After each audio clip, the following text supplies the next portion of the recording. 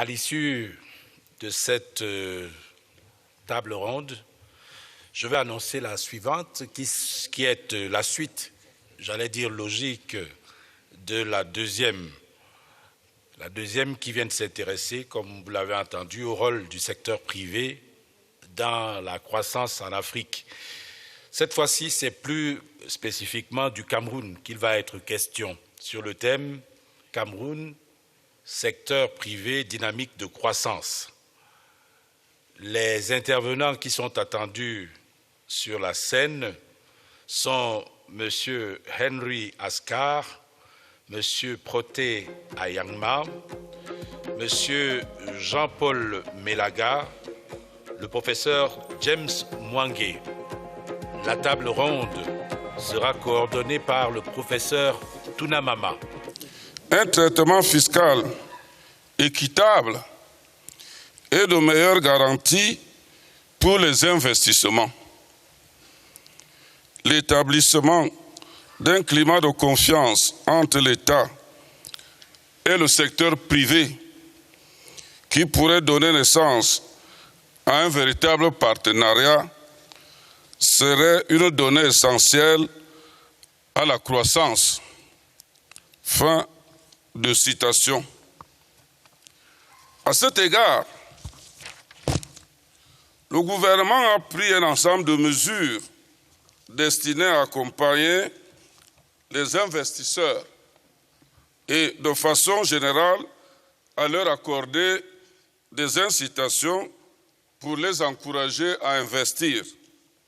On peut citer, sans être exhaustif, la création de l'agence de promotion des investissements, l'institution des centres de facilitation pour la création des entreprises, encore appelés guichets uniques de création des entreprises, la création de l'agence de promotion des petites et moyennes entreprises et peut-être surtout la loi du 18 avril 2013 portant incitation à l'investissement au Cameroun.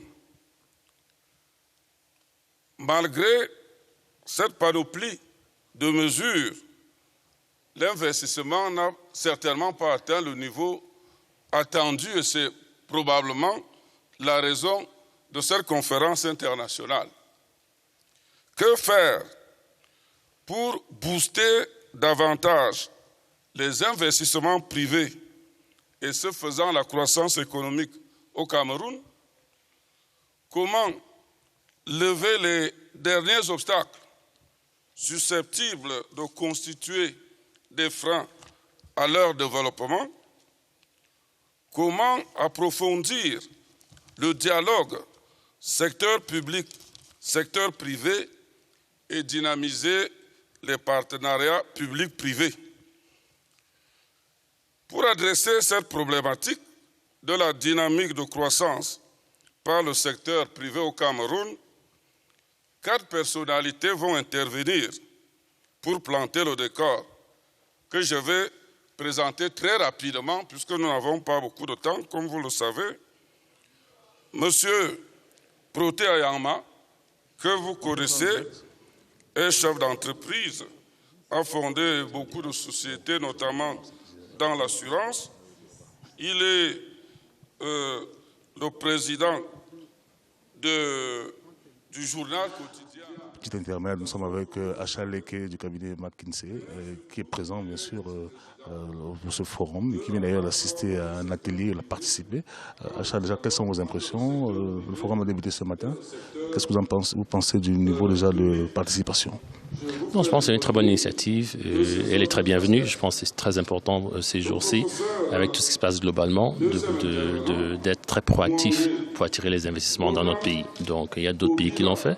Et je suis très content du fait que le Cameroun maintenant soit très sérieux là-dessus, parce que c'est super important pour que les investisseurs aussi comprennent l'histoire du Cameroun. Je pense qu'il n'y a pas beaucoup de personnes qui savent qu'on croit à 5%. On était à 2% il y a quelques années. Et le potentiel est à 6, 7, 8%. Donc, vous pensez que l'un des problèmes du Cameroun, c'est la communication, c'est-à-dire qu'il ne communique pas assez sur ses performances, sur son potentiel. Je pense que ça c'est un des problèmes. Je pense qu'en général on devrait communiquer plus. Quand on pense à l'Afrique francophone, je dis toujours, les gens pensent à la Côte d'Ivoire, les gens pensent au Sénégal avant même de penser au Cameroun. Donc je pense vraiment le brand Cameroun n'est pas aussi fort qu'il devrait être. Mais deuxièmement, c'est aussi de l'exécution. Je pense que c'est bien beau de venir sur des conférences comme ça pour parler, mais à the end of the day, il faut qu'on puisse exécuter sur ces projets, qu'on puisse aider les investisseurs quand ils viennent pour investir, faciliter la tâche. Ça, on devrait le faire aussi. Est-ce que vous pensez, pour terminer, qu'à l'issue de ce type de forum-là, on puisse vraiment avoir une mobilisation des investisseurs qui pourraient venir en masse? Non, je pense que c'est un début. Je pense juste un forum. Le forum en lui-même ne va pas nous permettre d'amener les investisseurs, mais c'est un début. Je pense que ce qu'il devrait faire avec ce forum, c'est identifier des projets concrets. Les investisseurs, je dis toujours, ils n'investissent pas dans des pays, ils investissent dans des projets. Dès vous trouvez des projets concrets pour eux, il faut les accompagner parce que la concurrence est globale. Donc si c'est un peu trop difficile pour eux, certains de mes clients me disent tout le temps, ils disent écoute, le Cameroun c'est aussi compliqué, sinon plus compliqué que le Nigeria, mais c'est 10 fois plus petit. So why bother? Donc, il faudrait qu'on les aide aussi, on les accompagne là-dessus. Achal Eke, merci beaucoup. Voilà. On va donc prendre de temps en temps quelques personnalités qui sont donc présentes ici dans le cadre de ce forum Investi pour le Cameroun, terre d'attractivité. Ils sont très nombreux, issus du monde des affaires, de la finance, de l'industrie, qui souhaitent connaître les potentialités dont regorge le pays. Et de la vie générale, le pays regorge de beaucoup de potentialités, mais il a un problème. Il ne communiquait pas assez sur tout son potentiel. On va revenir dans un instant, le temps que vous puissiez suivre cette troisième table ronde qui est en train de se dérouler. Il a occupé d'importantes fonctions au sein de sociétés du secteur énergétique comme AS Corporation, US Fair et autres fonds d'investissement. À l'heure actuelle, il est président directeur général de Globelec. Il est diplômé de l'Académie navale des États-Unis en ingénierie aérospatiale et du MIT. Chaque intervenant, comme nous l'avons appris, a 5 minutes. Et je crois que les intervenants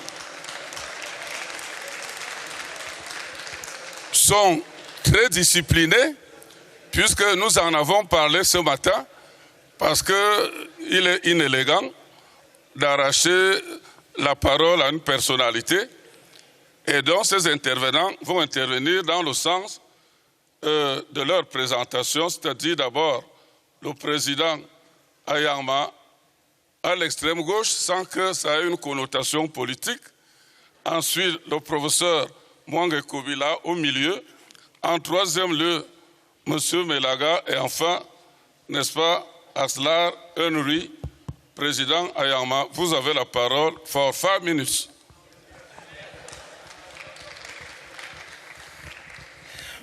Merci, monsieur le modérateur. C'est un privilège que d'avoir à s'adresser à une si auguste assemblée. Et je remercie les organisateurs d'avoir convié le secteur privé à ce forum. J'aurais voulu commencer par survoler la trajectoire du secteur privé en Afrique et au Cameroun, mais les contraintes de temps m'obligent à zapper cette partie.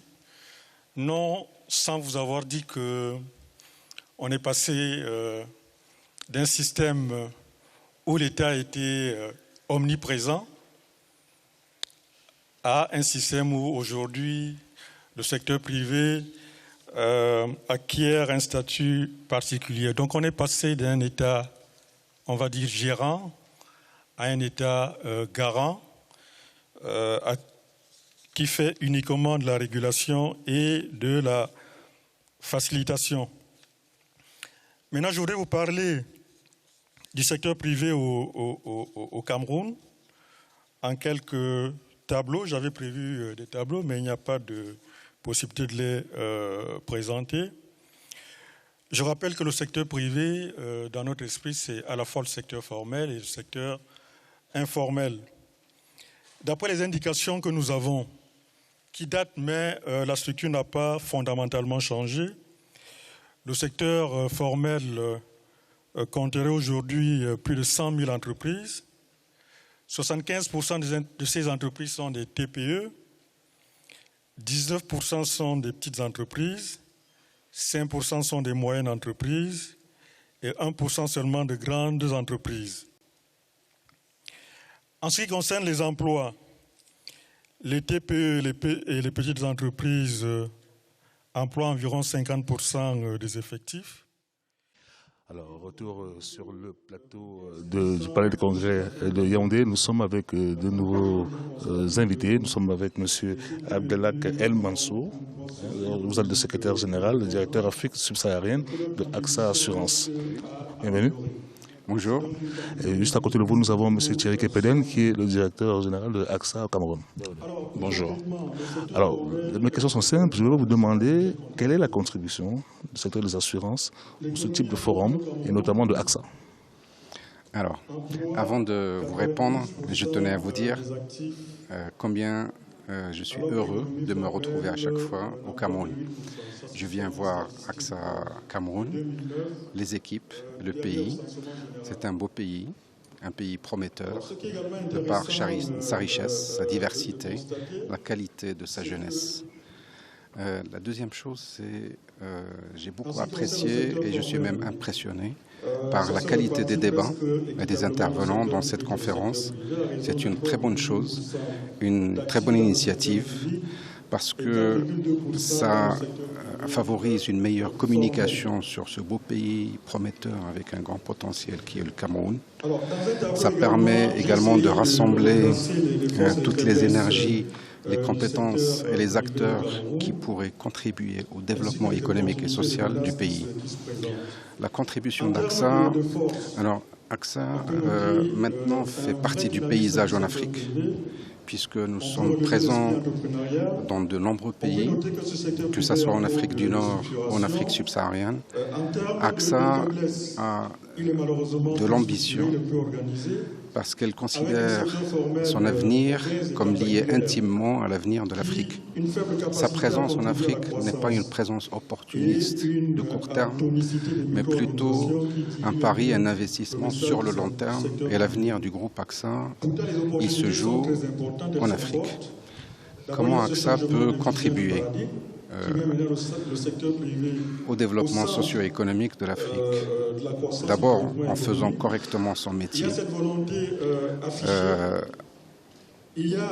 D'abord le métier d'assurance, parce que c'est en ce sens-là où cette conférence nous intéresse, parce que le développement économique s'accompagne d'investissements dans les infrastructures, le développement du tissu économique et social, et donc la matière assurable est plus importante et ça nous intéresse parce que c'est la base de notre métier.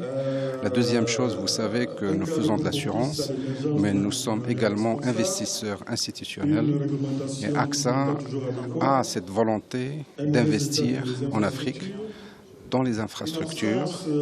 Nous avons déjà fait quelques opérations dans ce sens, mais AXA a également investi dans l'avenir de l'Afrique au travers de partenariats tout azimut avec la Banque mondiale, avec des acteurs du monde de l'Internet, dans la microassurance et dans d'autres acteurs économiques. Alors je vais demander à Thierry Kepeden, puisque vous êtes le directeur général de AXA Cameroun, comment se porte donc la filiale camerounaise et quelles sont vos projections à court terme? Alors, je dois dire que la filiale camerounaise se porte très bien, puisque nous sommes le numéro 1 de l'assurance non-vie au Cameroun. Depuis le 1er janvier de cette année, on a une forte croissance. On a 15% de part de marché, on a une progression de 43% en 2015. On a multiplié notre résultat également par 2 et on ambitionne dans les années à venir non seulement de consolider notre position, mais également d'accentuer. On vise dans les 5 années qui viennent 20% de part de marché au Cameroun. Merci beaucoup, monsieur, d'avoir accepté notre invitation. On va vous permettre de rentrer suivre cette troisième partie de ce débat. Il concerne donc le forum Investir au Cameroun, telle d'attractivité. On se retrouve en quelques instants avec de nouveaux invités. Merci beaucoup. Incestueuse entre les affaires et le pouvoir. Parfois, on ne sait pas très bien qui est homme d'affaires. Il faut renforcer les capacités des organisations professionnelles en leur permettant d'acquérir une maîtrise accrue des problématiques et des thématiques qui sont au cœur donc, de la création et du développement des affaires. nous devons coordonner également l'action des organisations professionnelles, au moins sur les grands sujets d'intérêt commun. À défaut de cogestion, il faudra associer le secteur privé à la définition des politiques économiques et à la gestion des organismes d'encadrement. Tout à l'heure, on a parlé d'un certain nombre d'organes qui ont été mis en place par le gouvernement, mais vous constaterez que dans la gestion et le management de ces organisations, le secteur privé est absent. Or, c'est lui qui a la connaissance de ce secteur privé. Il faudrait peut-être définir un statut pour l'investisseur qui ne bénéficie pas toujours d'une considération des pouvoirs publics. Il est très difficile dans ce pays de rencontrer parfois un ministre, même lorsqu'on ne va pas lui demander une faveur. Il faudrait petit à petit donc essayer de cultiver une relation de confiance entre le secteur public et le secteur privé pour faire disparaître ce mur parfois d'incompréhension et de méfiance. Voilà pour nous ce qui nous semble être quelques axes sur lesquels on peut réfléchir. Si on veut organiser de façon optimale le secteur privé pour qu'il puisse participer efficacement, n'est-ce pas, à la croissance et au développement de notre pays. Je vous remercie.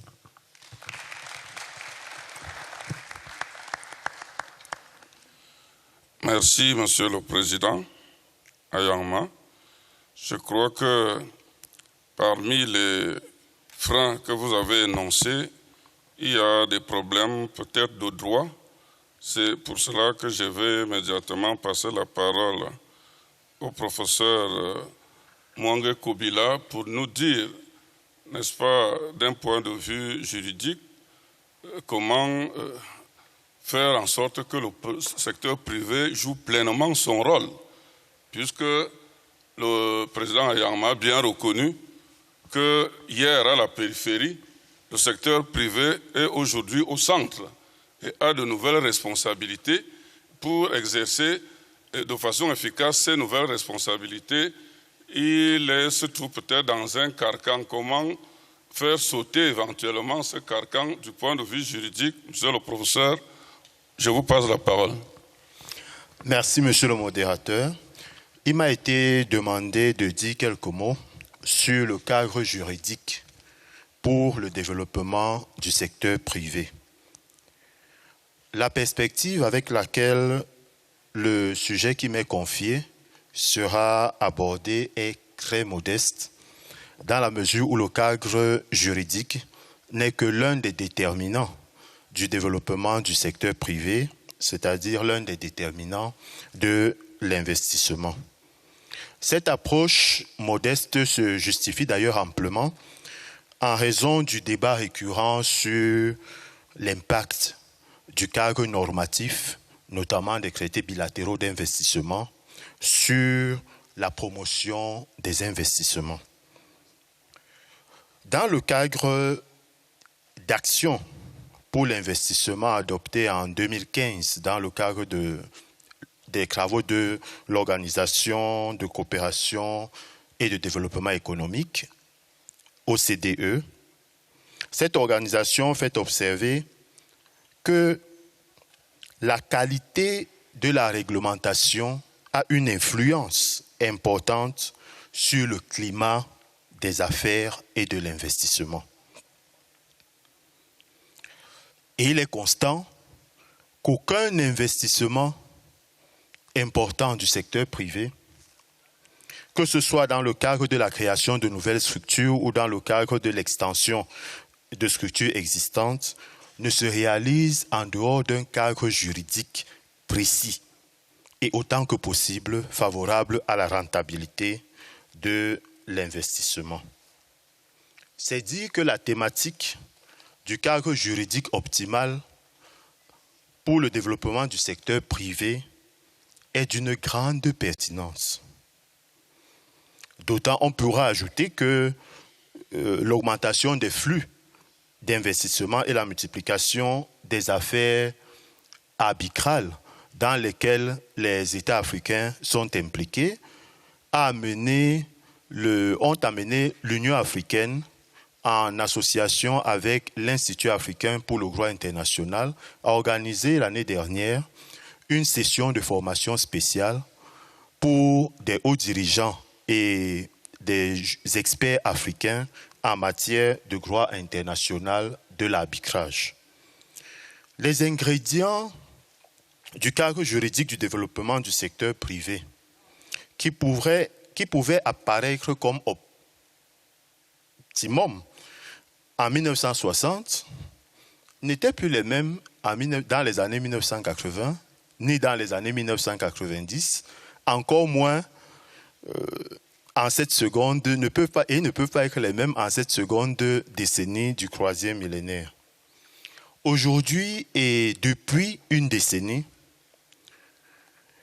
l'on constate que ce cadre juridique de l'investissement se caractérise par la prise en compte d'un certain équilibre entre les exigences du secteur privé et ceux de l'intérêt général.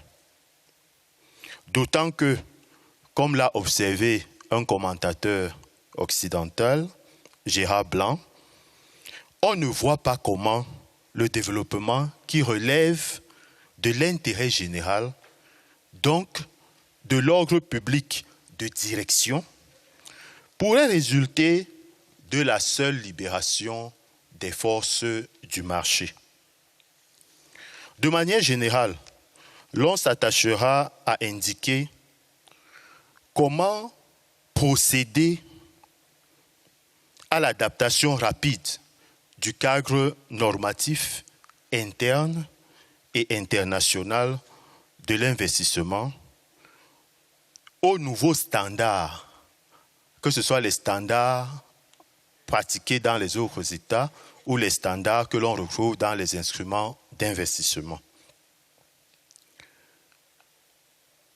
Plusieurs mesures envisageables à cet égard ont déjà été prises au Cameroun et Monsieur le modérateur vient de d'en rappeler quelques-unes. C'est la raison pour laquelle, et compte tenu du temps, l'on se limitera aux mesures, à énoncer rapidement une dizaine de mesures juridiques que l'on pourrait prendre pour continuer à améliorer le cadre des investissements. Il importerait premièrement de préciser que l'admission de l'investissement résulte du consentement de l'État, ce qui aura d'ailleurs pour effet de renforcer la confiance de l'investisseur et de mieux assurer la protection juridique de l'investissement. Deuxièmement, il y a lieu de restreindre le champ de la définition de l'investissement pour le faire partir de cette proximité avec la définition des biens et la recentrer autour de l'entreprise et des projets, comme cela se fait et comme cela est recommandé aussi bien au niveau de l'OCDE et comme cela se fait dans les nouveaux traités d'investissement et les nouveaux codes d'investissement adoptés ces dernières années. Troisièmement, il y a lieu de mieux cibler les incitations fiscales. Quatrièmement, il y a lieu de procéder à l'adaptation rapide du cadre juridique international aux évolutions des normes internationales en matière d'investissement en remédiant à l'hétérogénéité des conventions bilatérales d'investissement que le Cameroun signe depuis l'indépendance. Et ce qui montre qu'il y a un empilement de plusieurs générations de conventions d'investissement de contenu très variés. Cinquièmement, il y a lieu de reformuler la clause de la nation la plus favorisée et la clause du traitement national pour circonscrire les avantages dont un investisseur peut bénéficier à ce double titre et prendre en compte la nécessité d'apporter un soutien spécifique à certaines entreprises nationales. Sixièmement, il y a lieu d'introduire le droit de l'État d'agir en cas d'état de nécessité, c'est-à-dire au cas où il y a un danger imminent qui risque de causer à terme un coût social considéré comme excessif, sans pour autant que l'État n'engage sa responsabilité internationale. Septièmement, l'on devrait apporter des précisions complémentaires aux clauses sur les devoirs des investisseurs en tenant compte de ce que si un investisseur ne remplit pas ses engagements et s'il ne peut pas justifier d'un motif légitime, un certain nombre de mesures pourraient être prises pour l'encourager à respecter ses engagements. Huitièmement, consacrer l'approche conciliatrice des relations entre le secteur privé et les groupes vulnérables. C'est une approche qui est déjà vécue au Cameroun, mais il y a lieu de la consacrer dans le système normatif de promotion des investissements. Avant-dernière proposition, il y a lieu de restreindre l'accès à l'arbitrage après l'intervention d'un médiateur, d'une procédure de médiation, d'autant que de manière générale, l'investissement, le droit international économique répugne au contentieux et ce serait une bonne option pour renforcer les relations entre l'État et le milieu d'affaires. Enfin, il y a lieu de contribuer au développement et au renforcement du cadre régional et sous-régional de promotion et de protection des investissements.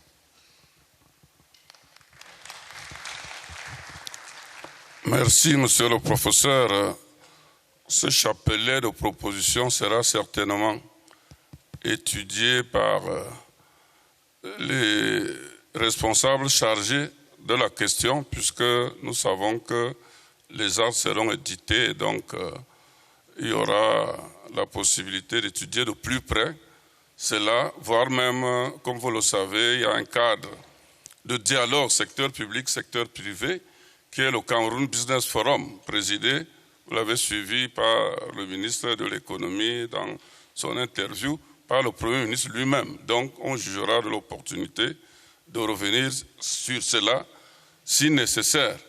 Mais nous savons aussi, d'après plusieurs enquêtes, que le problème qui se pose, surtout à des petites et moyennes entreprises, puisque les grandes entreprises savent résoudre ces problèmes, et le problème de financement. Monsieur Jean-Paul Melaga est un chasseur de financement pour les petites et moyennes entreprises. Peut-être qu'il peut nous faire bénéficier de son expérience au-delà d'autres considérations pour contribuer, n'est-ce pas, à montrer que le secteur privé, pas seulement des grandes entreprises, même des petites et moyennes entreprises, peut jouer un rôle important dans la croissance. Monsieur le directeur général, vous avez la parole. Merci beaucoup. Thank you very much. Although I'm francophone, technically speaking, I would like to speak in English because English happens to be the business language. And if you want to attract investment, we need to, I believe, speak that the appropriate language. No problem. And also, I don't want to frustrate our country is a bilingual one. I don't want to frustrate our Anglophone country, okay, you are welcome. Cameroonians. Anyway. Nick, that was for you. So, yes, SMEs are really at the heart of the economy. I think if you look at in developed countries and emerging markets, the statistic will not lie. If you look at Africa, for example, 81% of the registered company are SMEs. They contribute to 50% of job creation, and they account for 40% of the GDP. So they're incredibly important. And it's even more so if you consider the fact that we are talking about the sort of regular sector, i.e. not the sector that is not the informal sector. Sorry, that was the word I'm looking for. Informal sector. Obviously, it's difficult to quantify precisely because it's informal. But according to Professor Ayangma, Mr. Ayangma, 92% of the people working in this country are working in the informal sector, which is incredible, I believe. I mean, I was shocked when I found out this morning. So it really shows how important the private sector is. And given that important number, one may be tempted to focus on helping the informal sector to transition to a formal sector. And I think Mr. Cohen alluded to that. However, the IFC, evidence such as the IFC experience with the African Enterprise Fund is that it doesn't actually work. It's best to focus on SMEs that have sustained or survived the test of the market. So based that with that in mind, you want to know what are the constraints to the growth of SMEs in Cameroon and also indeed in Africa. The constraints have been discussed throughout the day, so I'm not going to go deeply into them. You have the regulatory environment, you have access to market, you have infrastructure, and I believe that Mr. Aznar will be discussing the power sector, which is a key issue. And last but not least is the access to finance, and that's the point I would like to elaborate a little bit more. There are various reasons why SMEs are struggling to have access to finance. One of the reasons is the banking regulation. There are regulatory constraints. The central bank governor was quite happy to say that over the last 25 years there hadn't been any bank who went bankrupt, and that's because they are very tough and stringent regulation, which means that banks cannot lend like crazy. Second point is the poor quality of management, and I say that with great respect. A lot of SMEs are created by self-made men who are not necessarily educated, but incredibly smart.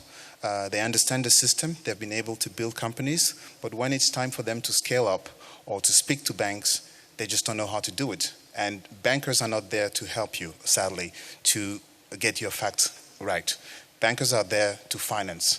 The third point is the insufficient capital of companies. Fourth point is lack of collateral and guarantee. If you go to a bank, you will be asked all sort of collateral, being a land title, a house, you name it. Fifth point is the limited source of funding. If you think about it, in Cameroon, you can go to a bank, you can go to Njangi, you can go to the stock exchange, but the stock exchange is what it is. It's not yet super efficient. There's certainly room for improvement in that department. So really, the question is, what can we do to mitigate all these hurdles? Personally, I would make a few recommendations. One, and I'm very keen and very passionate about that, is the creation of a credit bureau. I think there are representatives of the World Bank and the African Development Bank in the room, and I know that they have been talking with the Ministry of Finance to establish a credit bureau in the CIMAC region. It will be credit profile of these companies or these SMEs. The second point would be to build capacity. I did say that SMEs are set up by very energetic, street smart people, but who do not have the necessary tool to be able to raise finance. And again, the IFC, a lot of DFIs, the IFC, World Bank, AFD, have a lot of capacity building training, and I will be more than happy to work with the government, I believe. Another point will be the SME bank, a bank focusing on SME. We've just established one. Hopefully it will be successful, because there's been a history of state-owned banks not doing spectacularly well, so hopefully this will change. Another mechanism to help SMEs will be to provide them with guarantee. There are already existing institutions. Nous voyons un petit intermède dans ce forum investi pour le Cameroun, terre d'attractivité. Nous sommes avec deux invités, avec M. Pierre Damnon, qui est le directeur général de Simencam, et avec M. Noé Ikwe, qui est le directeur général adjoint de la même entreprise Simencam. Bienvenue, monsieur. Bonjour, merci. Alors, je voulais vous poser la première question, de savoir, Simencam, ça fait au moins 50 ans que vous êtes au Cameroun. Oui, donc Simencam, c'est une société qui produit et qui vend du ciment au Cameroun, du béton prêt à l'emploi également. Et en effet, la société a plus de 50 ans d'existence au Cameroun. Certains Camerounais disent d'ailleurs que le Cameroun a été construit avec Simencam. Donc Simencam, ce sont deux sites industriels principalement, une usine au nord à Figuil et une station de broyage à Bonabéry sur le port de Douala. Ben alors, je sais que M. Ikwe sait qu'il y a quand même des projections ou bien des chantiers qui sont en cours au niveau de Simencam.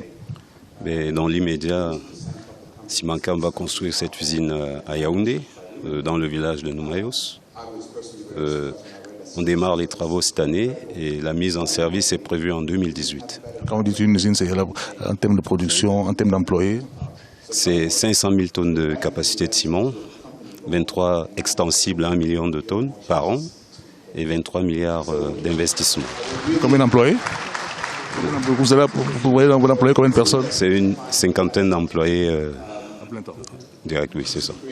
Alors, vous savez, Simancam, c'est le ciment, c'est aussi la pollution. Est-ce que vous avez actuellement du matériel qui soit aux normes, des équipements aux normes? Écoutez, alors, la pollution, disons que l'impact environnemental d'une cimenterie, ce qui est souvent noté ou décrié, c'est la poussière. Alors, bien évidemment, on y fait très attention.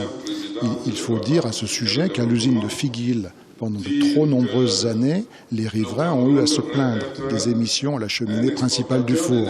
Mais c'est quelque chose qui a été résolu. En 2014, on a démarré un investissement d'environ 2 milliards de francs CFA. Le problème est réglé et les riverains sont tout à fait contents.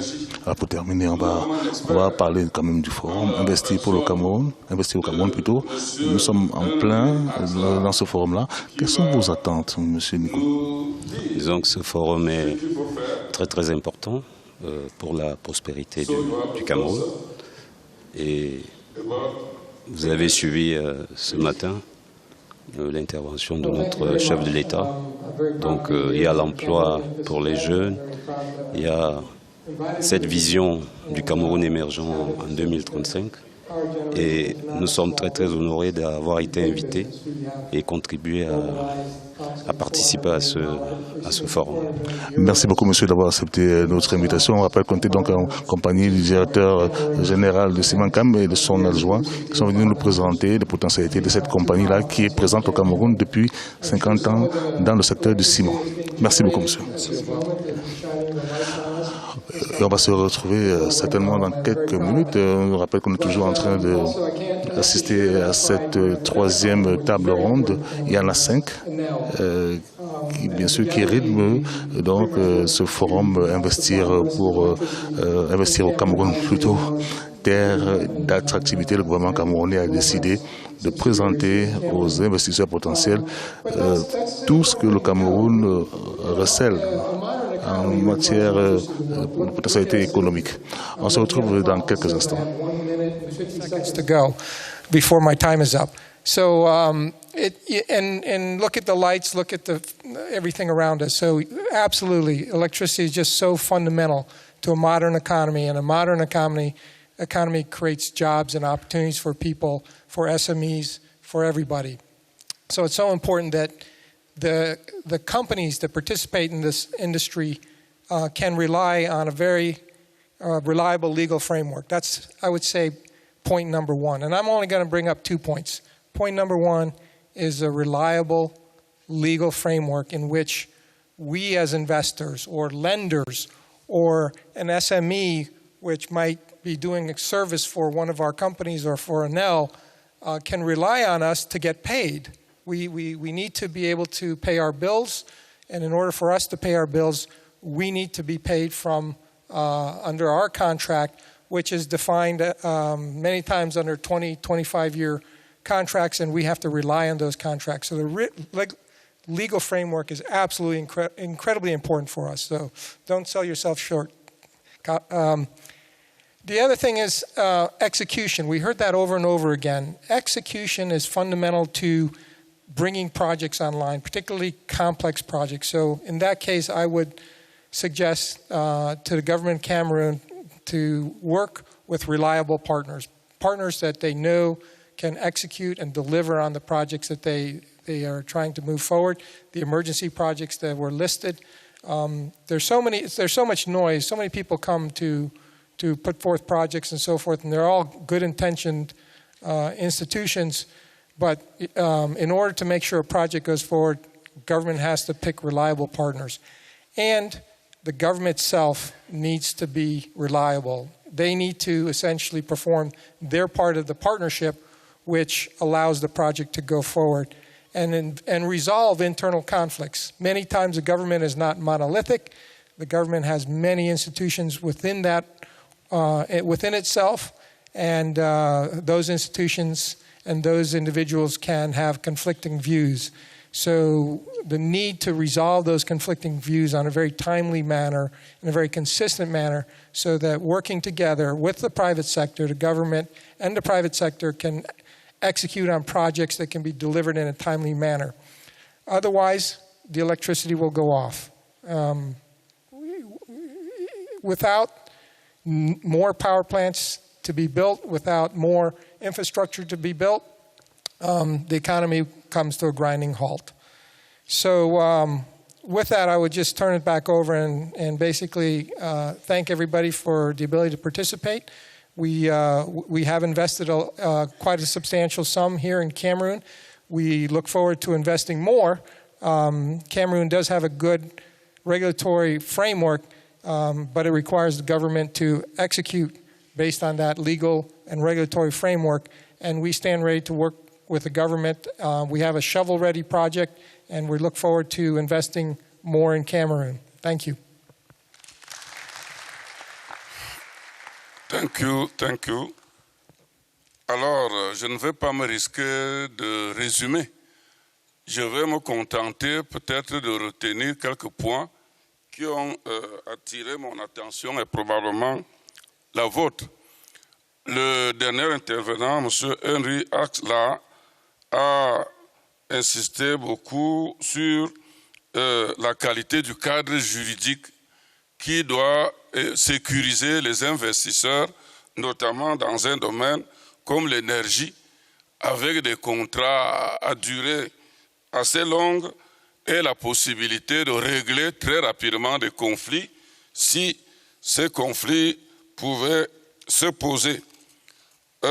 Notre ami Jean-Paul Melaga a fait un certain nombre de propositions pour aider les petites et moyennes entreprises à résoudre leurs difficultés, notamment de financement, création d'un bureau de crédit dans la zone CEMAC, renforcement des capacités des gestionnaires ou des propriétaires de ces petites et moyennes entreprises, création de fonds de garantie, puisque souvent les petites et moyennes entreprises, notamment le secteur informel, ne peut pas accéder au crédit faute de garantie, et le respect des délais de paiement, c'est très important, on peut asphyxier, n'est-ce pas, des petites et moyennes entreprises, parce que des délais se poursuivent, on ne sait pas, même après les services, quand est-ce que les entreprises seront payées.